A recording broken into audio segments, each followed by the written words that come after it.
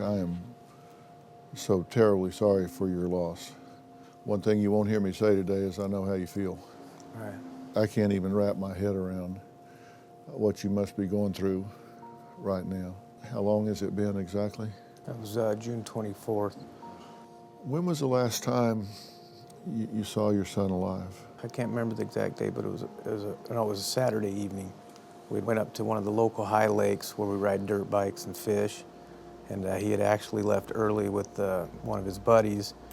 When I came down, I was kind of harassing him. I was like, you left the mountain to come play video games? That's what they were doing. And I'd never played the game that he was playing, and he wanted me to try out. And so we played that for a little while, but I wasn't very good. So yeah. He was telling me how much garbage I was at it, and we laughed. But how did y'all get along? He's my best friend. And what did you call your son? How did you refer to him? Baby Bird was what I called him.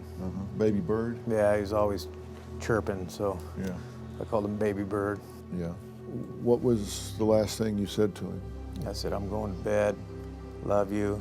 We're always pretty good about telling each other we love each other, but that was the last thing I said. So just the two of you? Mm-hmm. Well, my daughter she may have been up playing too. When you went to bed Saturday, you expected that he was going to play some more and then go to bed? Mm-hmm. When you got up Sunday, what time did you get up? It was probably about 8, 9.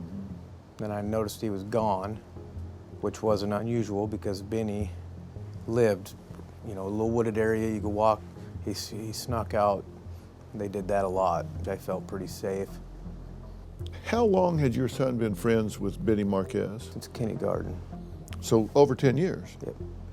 And so nobody's confused. Baby Bird is Ben, the friend is Benny. Yeah. So we got Ben and Benny here, okay. And what was their relationship like? Ben would go over there and spend weekends when they lived at the ranch. His grandparents owned a campground, but I didn't ever worry about him over there. Fair to say Ben and Benny were kind of like brothers? Best friends, pretty close. Did you know Benny? Yeah. Well? Yeah, I thought I knew him well. I trusted him. Describe him. What was he like? Well, like in football, he had a little anger, but that's something that's kind of encouraged sometimes in football as long as you keep it respectful. Kind of didn't say a lot, quiet. Did they ever have falling outs in the past, big falling outs or anything? Little arguments, but it was over, like girls, and they patched it up, and no big deal.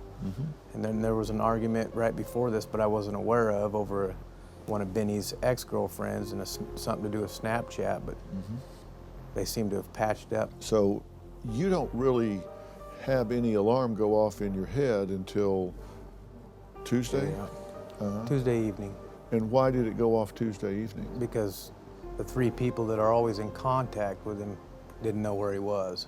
And when did you discover that he was missing? Well, see, my aunt, her name's Elma, helped me a lot in raising him, as a mother figure. Sometimes, I don't want to badmouth anybody, but, the mother sometimes wasn't in the picture, so she stepped into that role. If he wasn't with me, he was with her.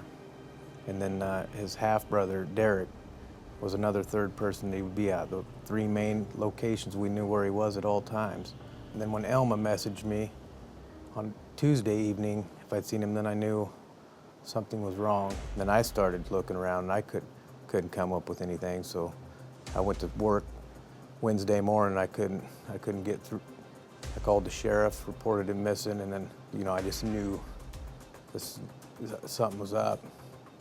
Had to leave work.